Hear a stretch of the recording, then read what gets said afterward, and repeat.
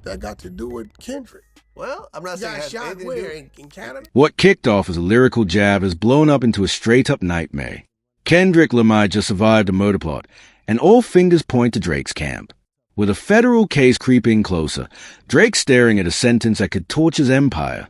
I got the full breakdown. Let's dive in. This beef turned bloody fast. The Drake-Kendrick war brewed for years. But when J. Cole tried to crown a big three in hip-hop on Drake's first-person shooter, Kendrick wasn't sharing no throne.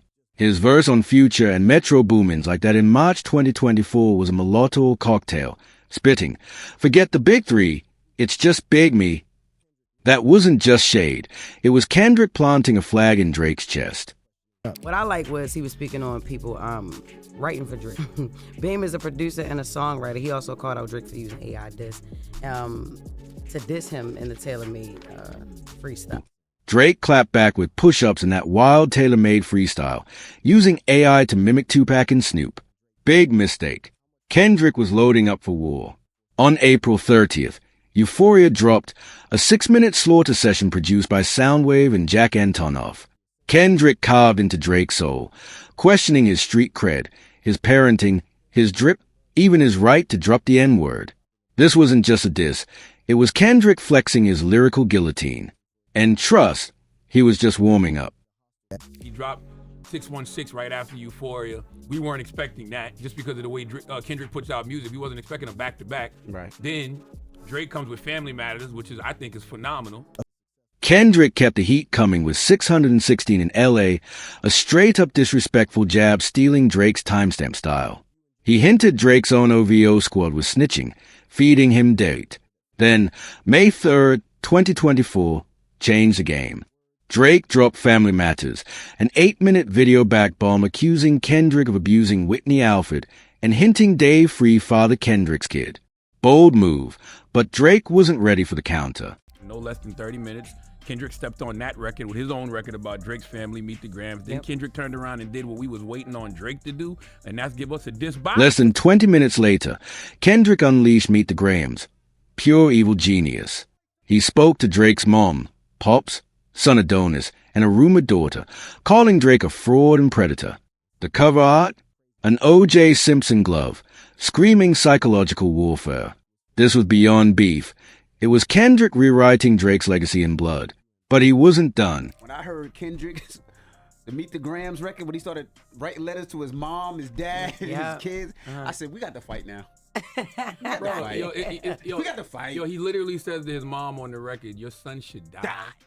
On May 4th, Kendrick dropped Not Like Us, a DJ mustard banger that shook the culture, calling Drake a culture vulture and woes. The cover art pinned red dots on Drake's Toronto mansion like a predator map. The video had Kendrick smashing an OVO Al Panata. With that West Coast bounce, it hit #1, pulling 21 million streams in 3 days and a billion later. It wasn't just a track, it was a war cry that united the West Coast against Drake. Somebody said this, they said this on Joe Budden's podcast. When HBCUs start playing it at fucking homecomings and shit, exactly. It's imbued in our psyche. Drake tried to hit back with a hot Part 6 on May 5th, denying predator claims and saying he fed Kendrick fake daughter intel. But the streets weren't buying it. Drake sounded shook, like he was waving a white flag. Then, on May 7th, the beef turned deadly. Gunmen rolled up to Drake's 21, Park Lane Circle mansion, yelling his name before blasting. 2 bullets hit, one in the door, another in a security guard, who nearly died as Drake's team fought to stop the bleeding. This wasn't just bars in the mall. And it's not going to take me almost 2 days to reply to Meet the Grams and Not Like Us. Maybe not. I think you're giving Kendrick benefit of the doubt because you're light-skinned. The chaos didn't stop. The next day, a trespasser tried digging under Drake's fence, spitting slurs and threats. On May 9th, another fool scrapped with security and got hauled off. 3 days after Not Like Us dropped with that mansion imagery. That's no coincidence. This beef had jumped from tracks to real-world violence, shaking hip-hop to its core. I think it was Sluggo who told me that one of them I think it must have been Drake who was talking about his, he dissed him by talking about his size 7 feet or something, right? And that's fine. I think it's great. If everybody would just if the Israelis and Hamas would go after each other in song. Battle raps. Yeah, battle raps. Yeah, why not? Yeah, dance off. That's how they should do it. While Drake dealt with shooters, Kendrick was living his best life. His June 19th, 2024 pop-out concert at the Kia Forum had him performing Not Like Us 5 times, with West Coast OGs like Dr. Dre and YG backing him. It was a coronation. Even artists Drake put on were riding with Kendrick, a gut punch to the Toronto star. I remember right after that interview, and I'd never heard of him before. They had a mixtape that was just kind of buzzing in Atlanta. Birthday bash happened a couple days later. They ran into Drake. Drake had heard the mixtape. He jumped on Versace, and the Migos took off and never looked back. Kendrick's Not Like Us on the 2025 Grammys, snagging 5 awards, including Record of the Year. No diss track ever did that. Then, at Super Bowl 59, Kendrick performed it with Serena Williams, Drake's ex, dancing for 133.5 million viewers. It was a knockout blow. Meanwhile, Drake filed an 81-page lawsuit against Universal Music Group on January 15, 2025, claiming defamation. He said UMG pushed Not Like Us knowing it falsely called him a predator, leading to the shooting and trespasses. You would think.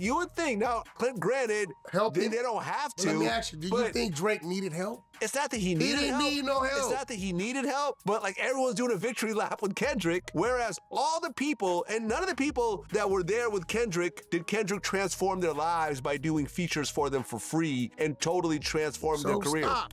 Drake's suit accused UMG of using bots and payola to juice streams, saying the song's mentioned imagery incited an attempted hit. Updated in February 2025, it called out Kendrick's Grammy and Super Bowl win for amplifying the damage. UMG fired back, saying Drake chose his rap battle life and lost. If this lawsuit wins, it could flip how labels handle beef. Fans on Google Maps even tagged Drake's crib with "Owned by Kendrick" taunts. With Toronto's top 5 threatening Kendrick, this saga's still burning. Is this hip-hop soul or dangerous line crossed? You decide.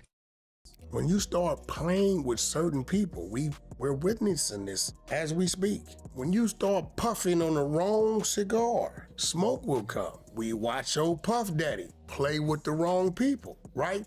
And we watch something get exaggerated to a point to where what people chose to do is now a federal case. The stakes skyrocketed when Kendrick and SZA announced their tour, hitting Toronto's Rogers Centre on June 12th, right in Drake's backyard. That move was Kendrick flexing hard, saying he fears no one, not Drake, not his crew, and he'll spit bars wherever he damn well pleases. It's a middle finger to Toronto, and the streets are watching. So, yeah, top 5 in the street presser, Bun, fuck Drake, he got real over there. Top, he got real over there, but them ain't saying what they gonna do or whatever like that. Right now, this wild beef's got more questions than answers. The May 7th shooting at Drake's mansion? Still under investigation. No arrests. The timing and that Drake? Yell before the shot scream beef related. But no hard evidence ties Kendrick or his music to the shooters. The truth's still buried, and the streets are restless. Man, Kendrick's not showing up with nobody, bro. Dude is nobody. Dude, come on, we watched this same dude get mushed in the face and kicked in the ass. Drake's lawsuit against Universal Music Group is crawling through the courts, with UMG's motion to dismiss still pending. If Drake wins, it could rewrite the rules for rap beef, holding labels liable for tracks that spark violence. Win or lose, this Kendrick-Drake saga's already carved a deep scar on hip-hop, rivaling Tupac versus Biggie or Jay-Z versus Nas, but with stakes that hit way harder than just bars. Well, that's Drake's hometown. How do you think this is going to go down? Well, it's obvious. At least we can say, well, at least Drake ain't in control of Toronto because he ain't stopping that show. This beef exposed hip-hop's raw power and its dangers. It showed how fast a lyrical clash can ignite real-world chaos, amplified by streaming platforms, social media, and global hype machines in ways old-school beefs never could. To get why these two titans went from collab vibes to death threats, we gotta rewind to 2011, when Drake and Kendrick were boys, not enemies. Back then, Drake was cashing checks from hits, while Kendrick, the hungry Compton kid, was clawing out the hood. They linked on Drake's Take Care for Kendrick's Buried Alive interlude, spitting real about their come-up. They kept it tight on Kendrick's Poetic Justice and A$AP Rocky's F*****kin Problems in 2012, with Kendrick opening for Drake's Club Paradise tour. But in hip-hop, love flips the war when egos and crown collide. What that got to do with Kendrick? Well, I'm not saying it has shot anything where? to do In Canada? In Canada, yeah. So you really believe it has nothing to do with Kendrick. The first crack came in August 2013 with Kendrick's Control verse, a lyrical landmine. He called out Drake and a dozen others, vowing to lyrically bury them and crowning himself king, even claiming New York from Compton.